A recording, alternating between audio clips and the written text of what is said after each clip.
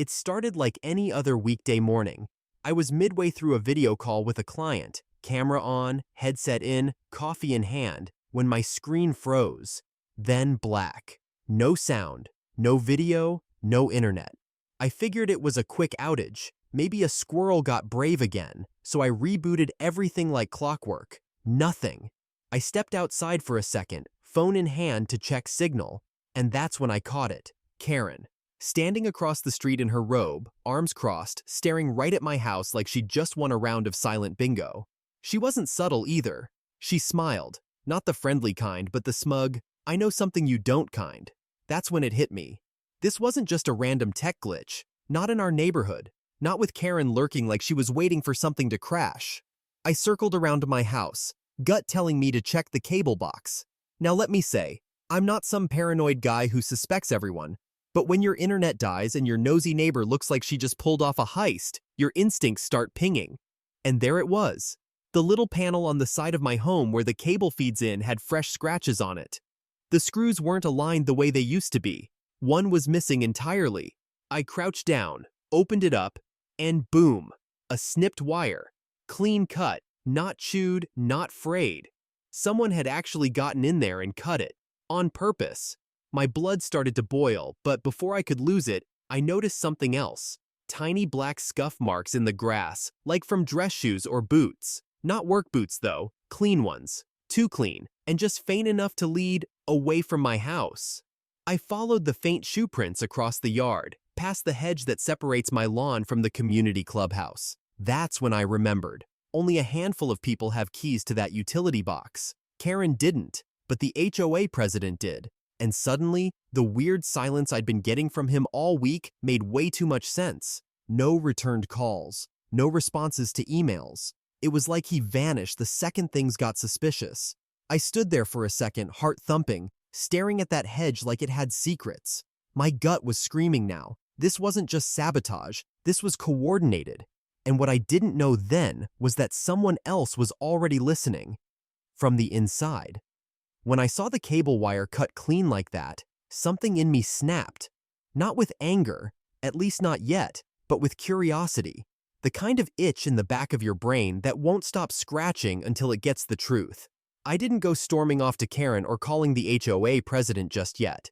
No, I went straight to my garage, grabbed my toolbox, and decided to trace the line myself. See, I'd worked in low-voltage wiring during college. Nothing fancy, just enough to know what a clean cut looks like versus a wear and tear break. And this wasn't wear and tear. This was intentional. Someone knew exactly what they were doing. I followed the coaxial line along the siding, then into the ground, crawling beside it with my gloves on, practically hugging the house. I felt like a detective on a ridiculous stakeout, but then I noticed something odd.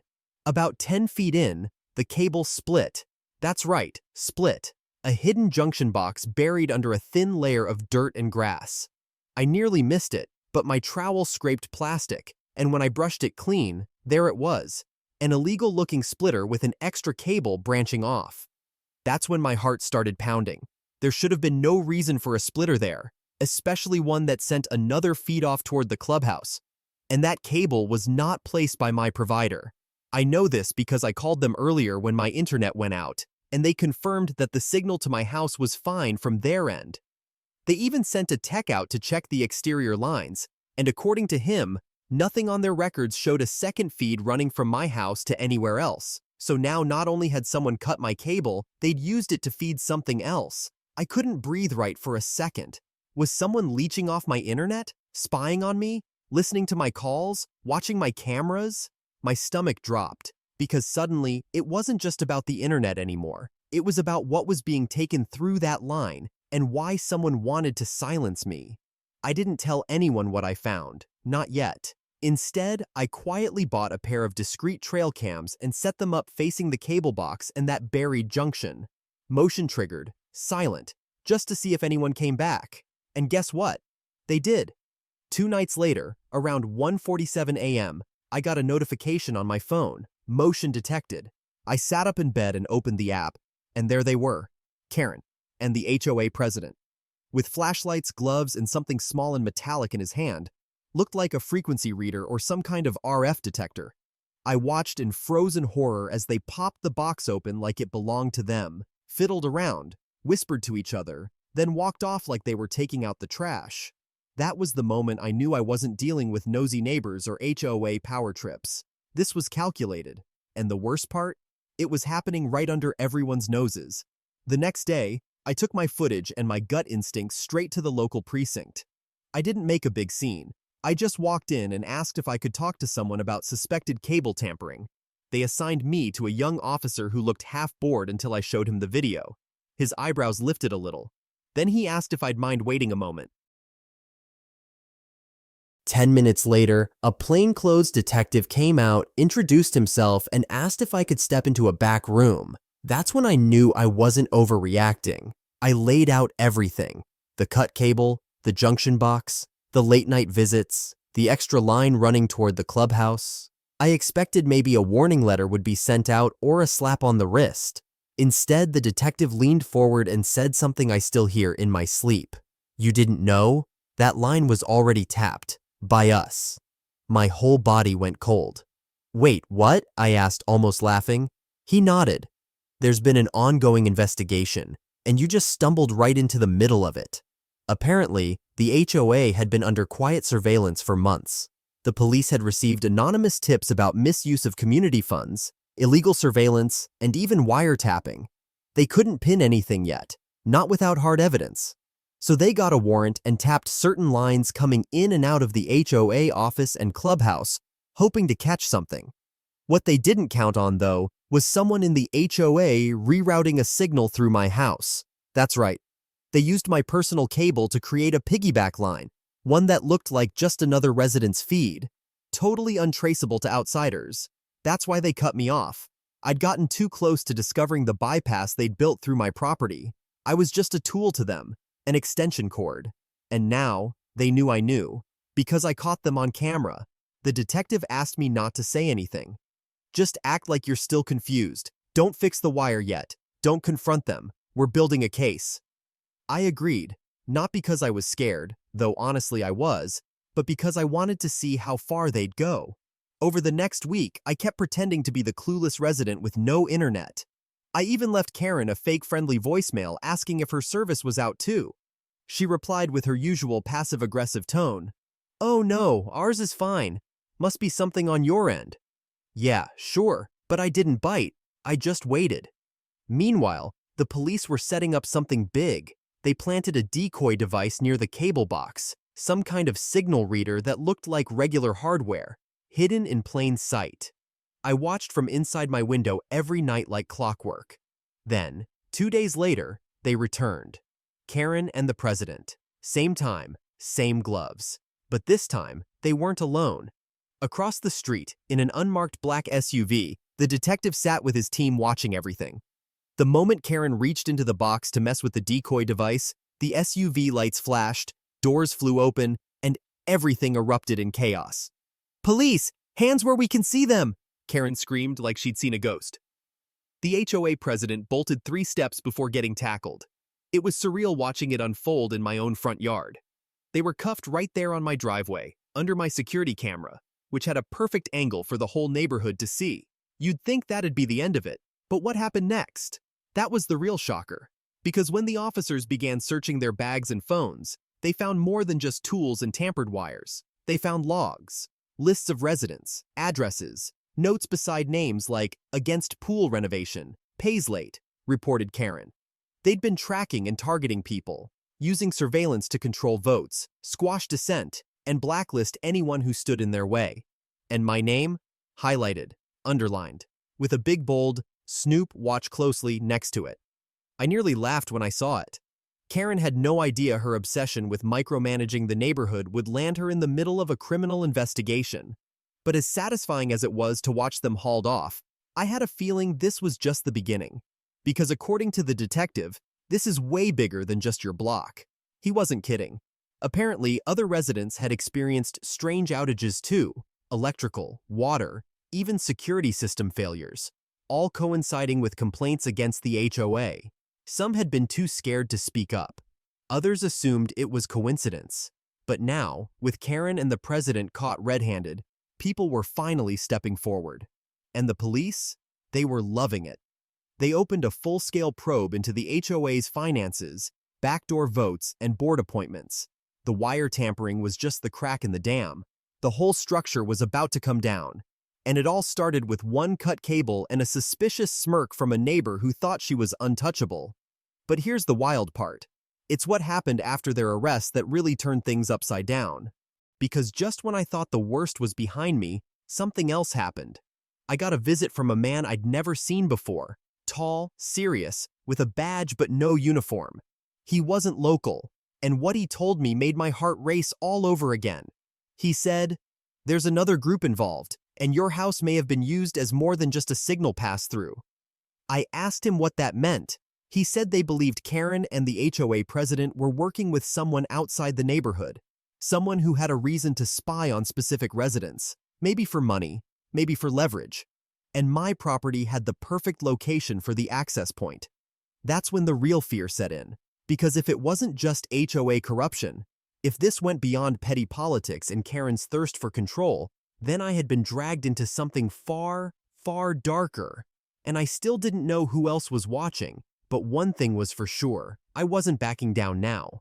They say power corrupts, but in our neighborhood, it wasn't just power. It was secrecy, whispers behind closed doors, and the unmistakable scent of manipulation hanging in the air like old perfume.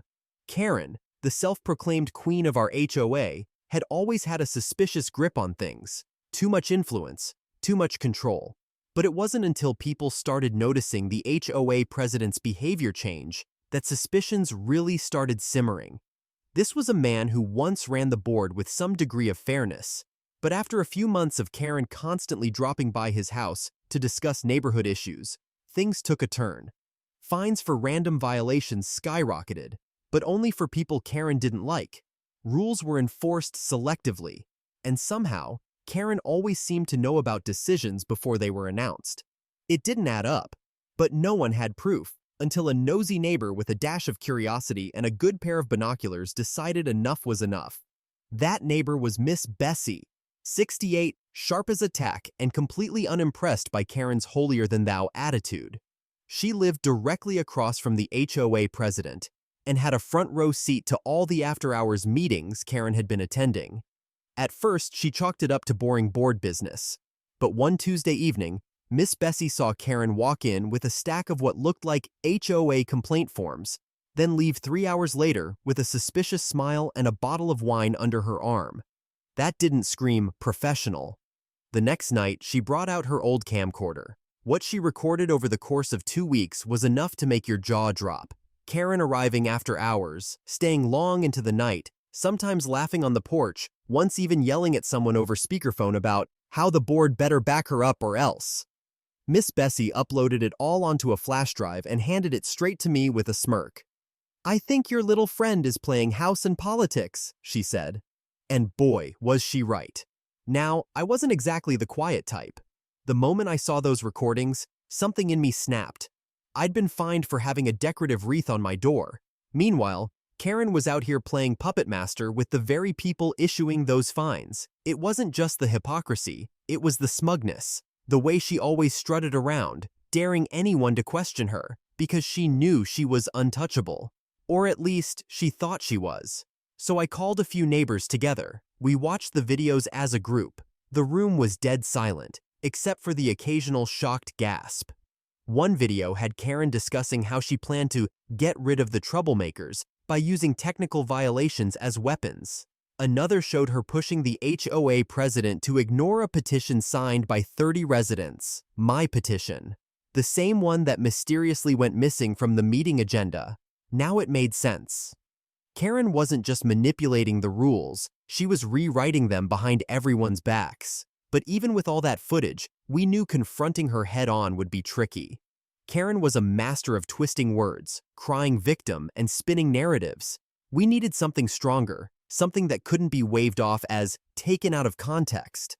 That's when Tyler, one of the newer homeowners, came forward with a recording of his own.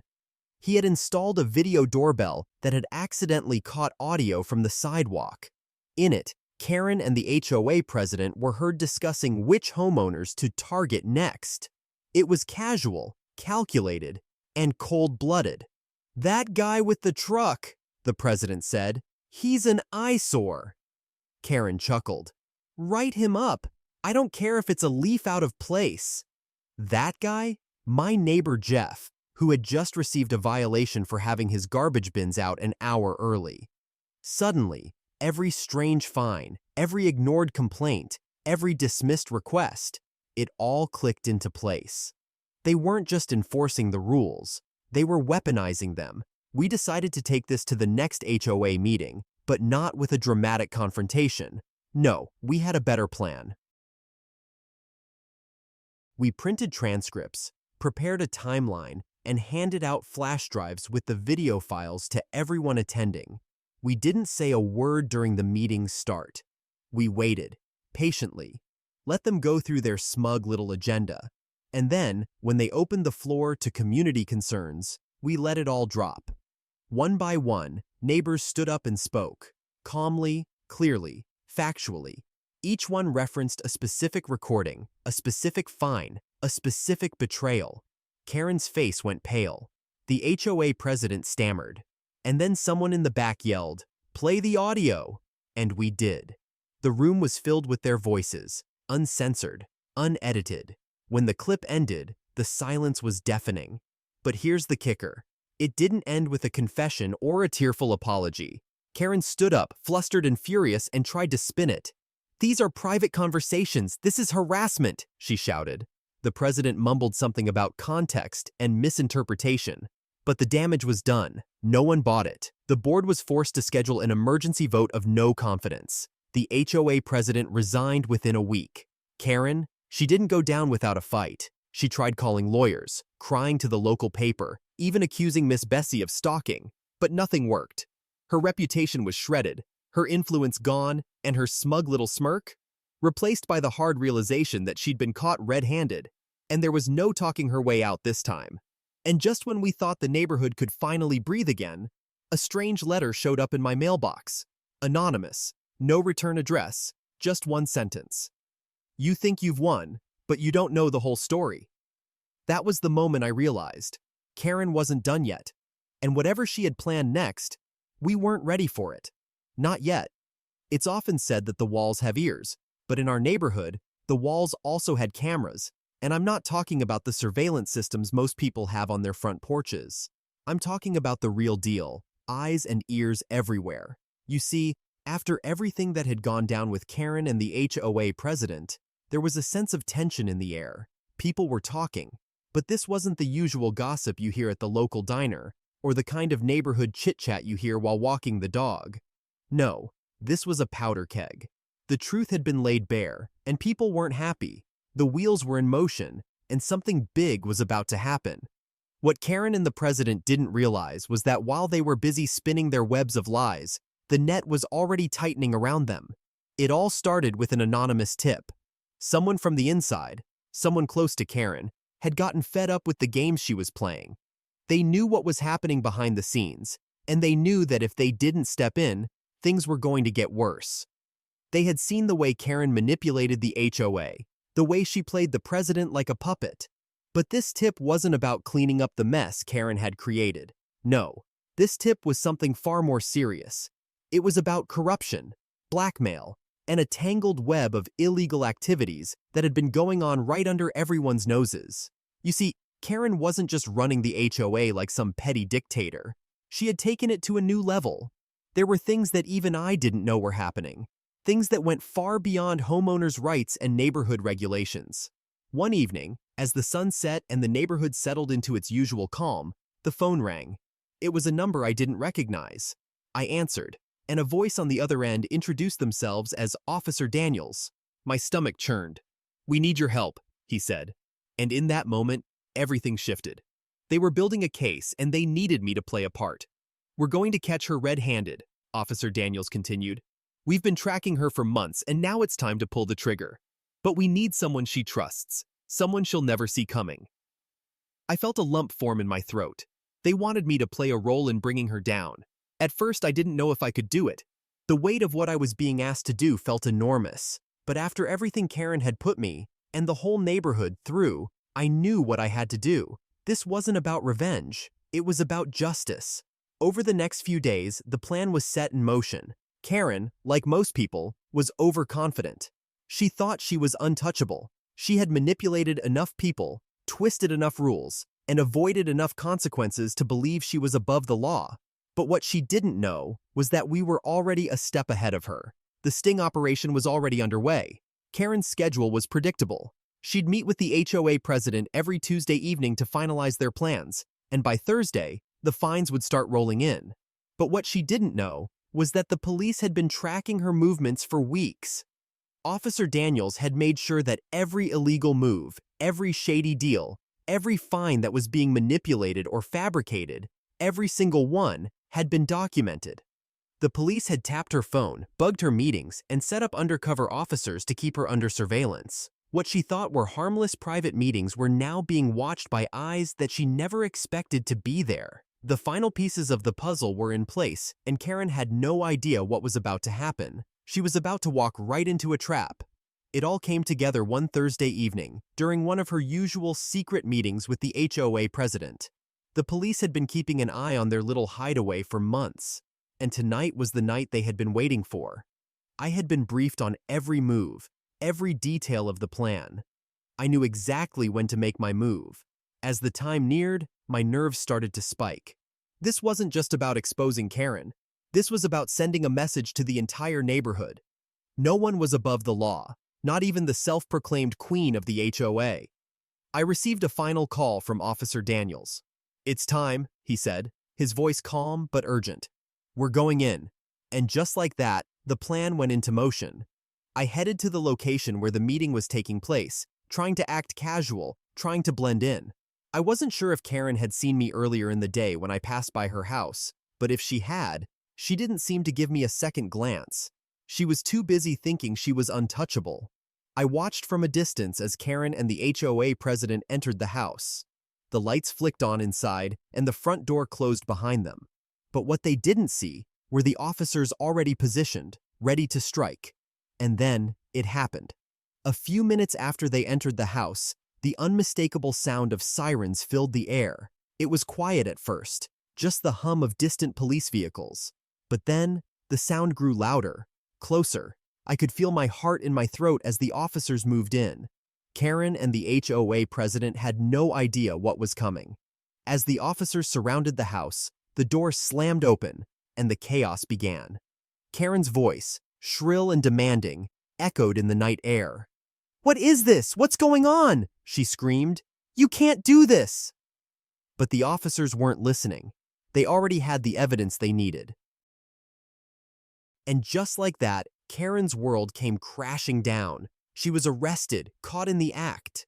The police had everything: the recordings, the evidence, the signed documents. They even had photos of her with the HOA president, compromising photos that proved everything. The sting operation had worked. Karen, the so-called queen of the HOA, had been outplayed at her own game.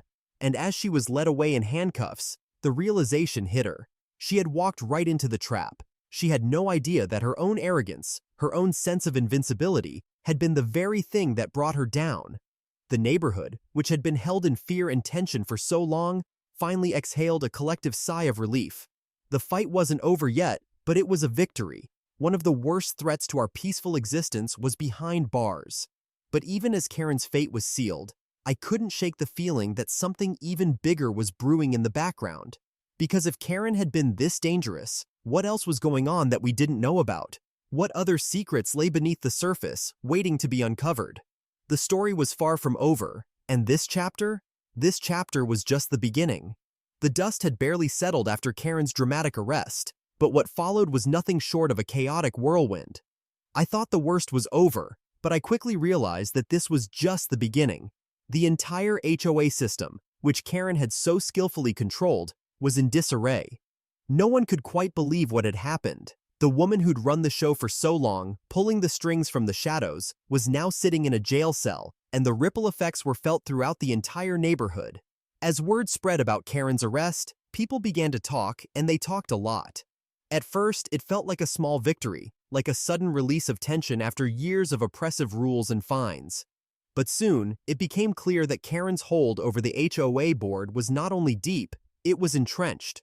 The president of the HOA, the man who had been her partner in crime, wasn't far behind.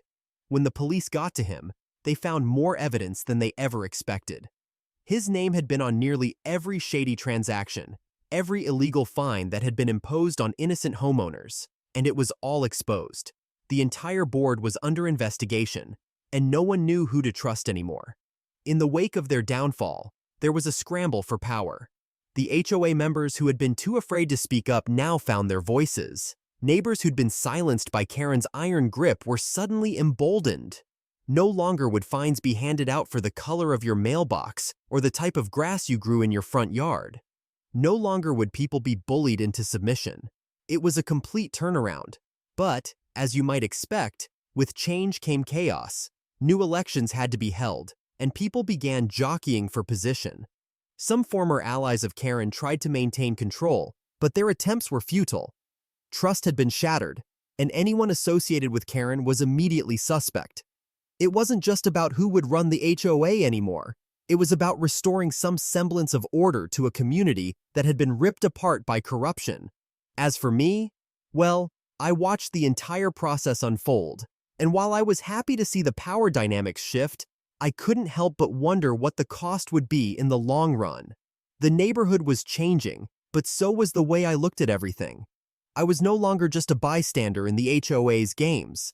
I had been part of something much bigger than I realized, and in the end, it was my quiet defiance that had contributed to the end of Karen's reign. But it didn't stop there. What happened next was something I hadn't expected, and frankly, I don't think anyone could have predicted it.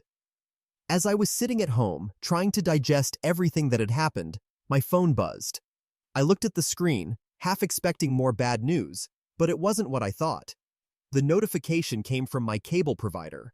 A strange message popped up. "Congratulations, your cable service has been upgraded." I blinked, trying to make sense of it.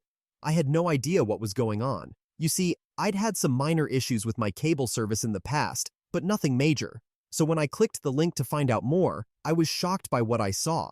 Not only had they upgraded my service to a premium package, but it also came with a huge bonus. Every channel I'd ever wanted, free of charge, with no explanation or reason given. At first, I thought it was some sort of mistake. I checked the details and confirmed that it was real. The best part? It wasn't just a temporary offer, it was permanent. All of a sudden, my cable service was not only faster and more reliable, but it came with channels and features I'd never dreamed of having before. It was as if the universe had decided to reward me for everything that had happened, like a little twist of fate in my favor. And that's when it hit me. The fallout from Karen's arrest wasn't just about the HOA. It was about everything. It was about reclaiming power, breaking free from systems that tried to control us, and reaping the rewards of standing up for what's right. For me, it was a metaphor for the entire situation. The entire neighborhood had been held hostage for years by one person's control, but now that grip was gone. We were free. And in my case, I was given more than just peace of mind.